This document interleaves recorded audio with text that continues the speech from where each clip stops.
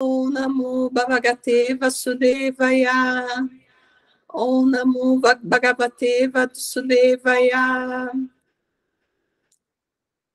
Hoje serão o verso 24 e verso 25.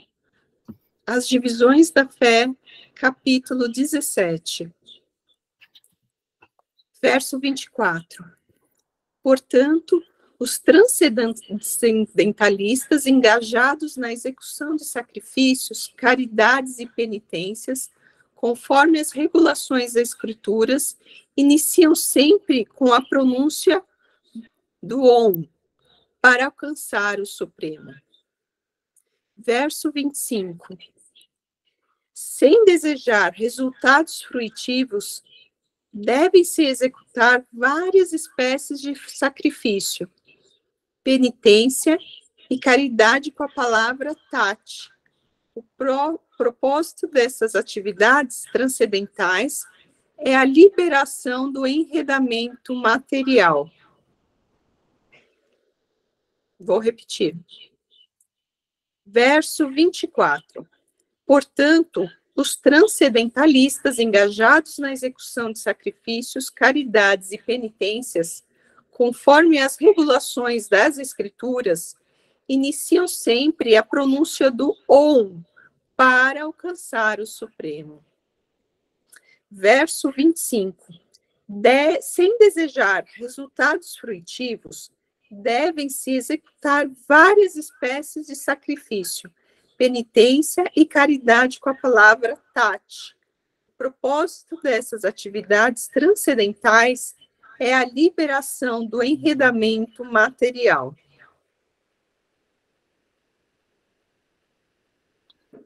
Muito bem.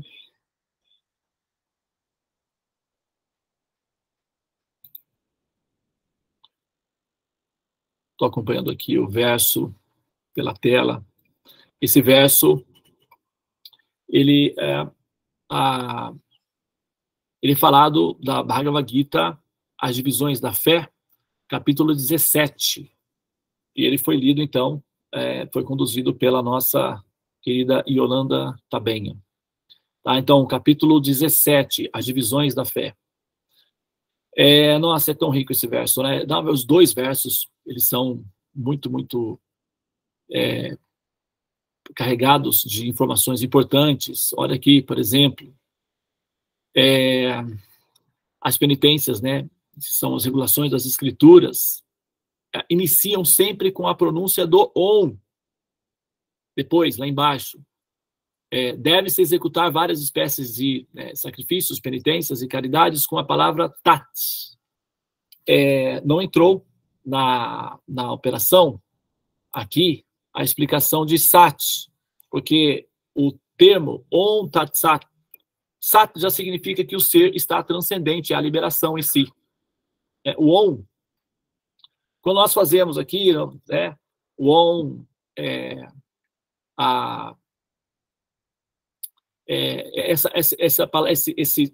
esse som é um mantra, é uma semente. Então, sempre que nós vamos realizar qualquer ato de sacrifício, o Om, por exemplo, entoar os santos nomes do Senhor é um ato de penitência. Por que a penitência? Porque para ser entoado apropriadamente, você tem que entoá-lo puramente no coração.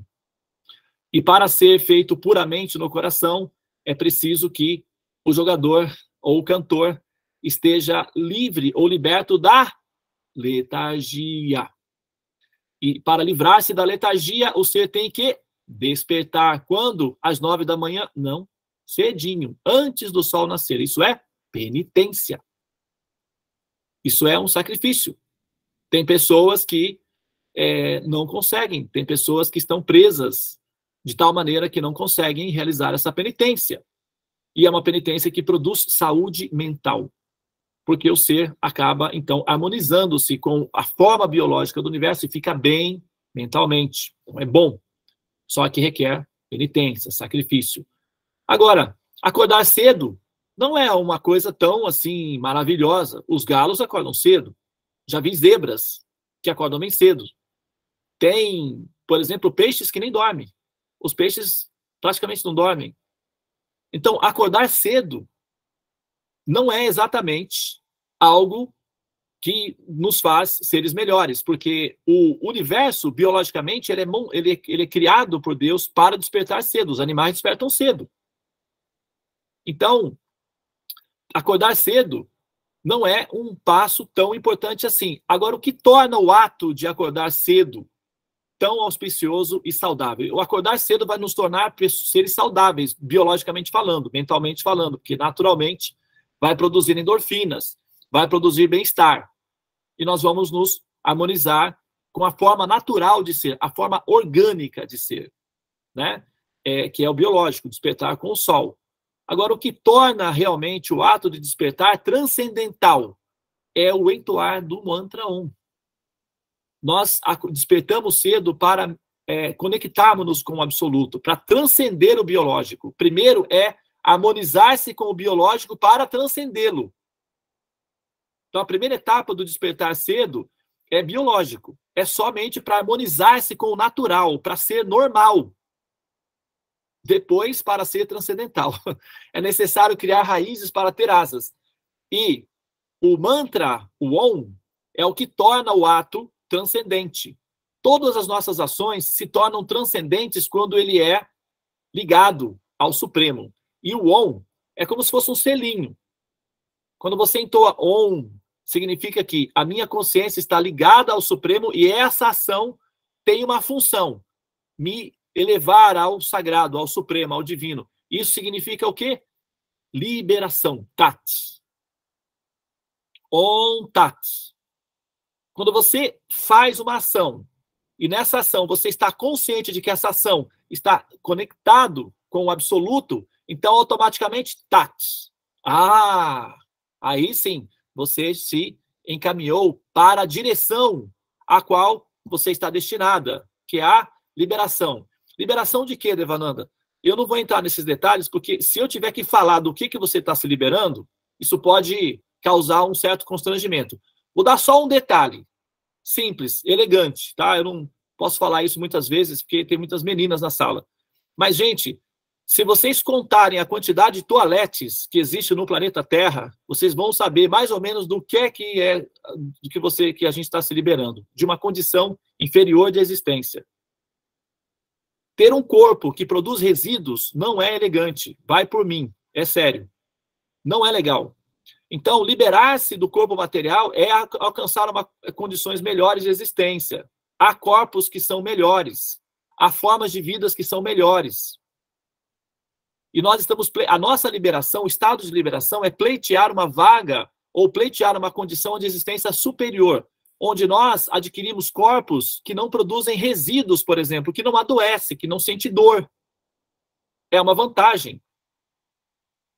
Ontem, nós até conversamos hoje no nosso estudo que nós estamos fazendo, a preparação para o curso do Teorema dos Sonhos, a respeito de um vídeo que o médico diretor da Unimed, eu acho que ele é diretor da Unimed no Brasil, não sei se é do Brasil, mas parece que ele é lá de Santa Catarina, naquela região do sul, ao sotaque dele, né?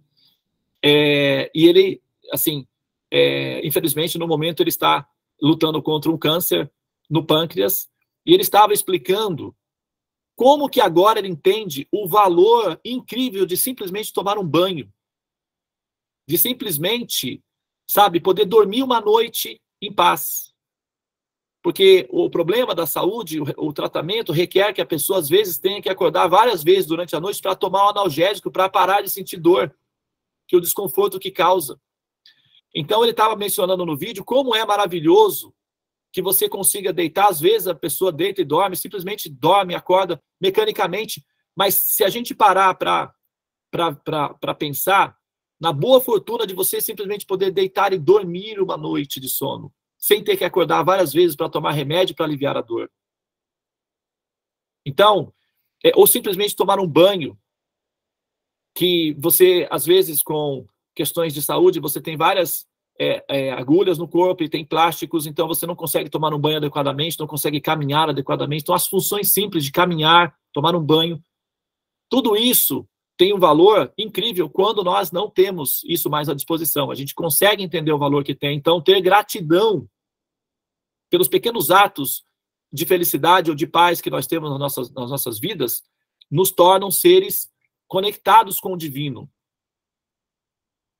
Se a pessoa não consegue entoar mantras, o ato de gratidão faz com que ela tenha consciência do divino, tenha consciência do sagrado, do supremo. Então, nós, ao desenvolvermos essa capacidade de perceber ou de entender que nós temos um caminho a ser feito para a liberação, depende muitas vezes, de entender também o quanto ter um corpo material, chamado material, pode ser uma experiência que não é uma experiência agradável. Então, a gente tem que ter na pauta o desejo de ter condição de existir em melhores condições. E desejar existir em melhores condições significa não ter um corpo de carbono, um corpo material. Para isso é preciso caminhar, fazer o caminho da liberação. E o caminho da liberação significa ter um foco nesse processo de alcançar a transcendência. E a pessoa que está seriamente ocupada em preparar-se ou criar uma situação para que a próxima vida ou o próximo estágio da existência dela não seja novamente num corpo material, terá gratidão por ter consciência nessa vida de qual é o sentido objetivo da vida, da meta da vida. Porque viver sem conhecimento é viver o risco de retornar a nascer. E retornar a nascer significa necessariamente passar novamente pela experiência de morrer. Isso não é bom. Isso não é ok. Levar uma vida considerando que está tudo bem não é legal.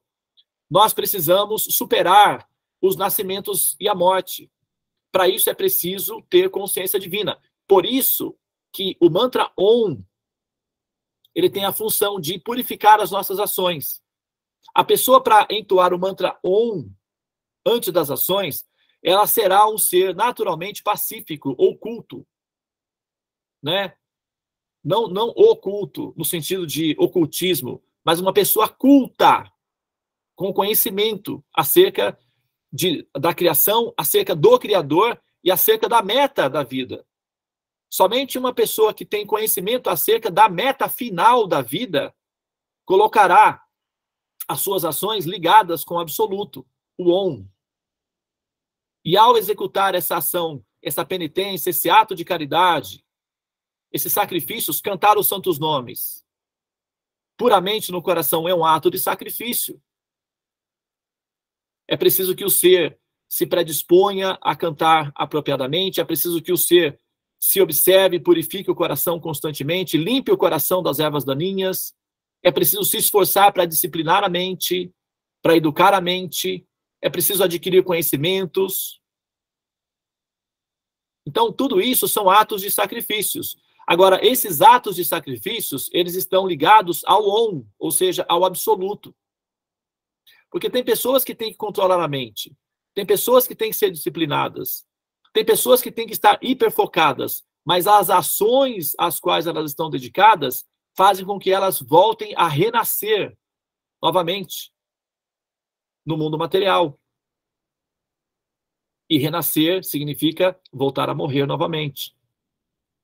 Então, essa não é a nossa meta, essa não deve ser a nossa meta. A nossa meta deve ser viver a vida com gratidão, aproveitar os pequenos momentos de paz que nós temos para ser felizes enquanto nós vivemos ligadas ou a um corpo chamado material, aproveitar os pequenos momentos, desfrutar da felicidade de poder enxergar, ver, ouvir, todas as funções que estão sendo realizadas apropriadamente, ter compaixão daqueles que não têm essas funções organizadas ou adequadas, mas principalmente saber que nós temos um objetivo a ser alcançado, e esse objetivo inclui transcender, como o verso está cogitando aqui a possibilidade, quando ele diz, sem desejar resultados fruitivos. O que está querendo dizer sem desejar resultados fruitivos? Não quer dizer que você trabalha sem desejar que no final do mês você vai ter o salário para que você possa pagar as suas contas e, eventualmente, sobrar algum para você, quem sabe, relaxar ou divertir-se com os familiares ou amigos queridos em algum momento. Não é isso. Sem resultados frutivos significa sem desejar a renascer novamente nesse mundo chamado material.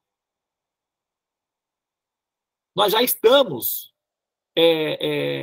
condicionadas ao mundo chamado material. Então, os desejos, os resultados frutivos vão vir automaticamente.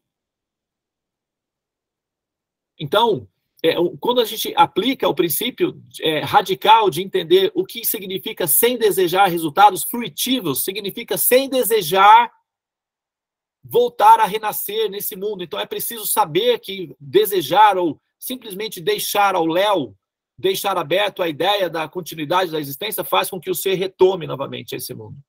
Então, deve-se executar várias espécies de sacrifícios, penitências, caridades, com a palavra tat. O propósito dessas atividades transcendentais é a liberação do enredamento material, portanto, a liberação do ciclo de nascimentos e mortes. Ok? Muito bem. Então, nós vamos agora finalizar aqui. Nós temos que manter a nossa consciência em estado de lucidez, então nós temos que saber para que nós fazemos tudo o que nós fazemos, né? E não fazer tudo mecanicamente, apenas como ato de religião. A religião é uma terapia de grupo, tá? Então, a religião não tem a função de produzir liberação. A religião tem apenas a função de manter as pessoas conscientes da meta que deve ser alcançada.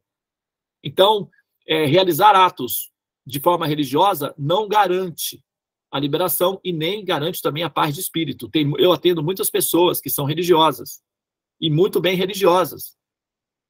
E muitas vezes isso não dá resultados. É preciso manter a lucidez ao qual a religião está apontando, que é a transcendência, a espiritualização. E isso requer estar consciente. Então não vamos cometer o erro que já foi cometido antes.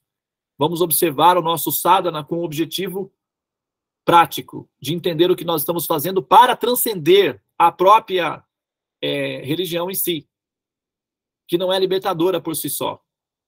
O ato libertador é a consciência divina. Ok? Muito bem. Então, vamos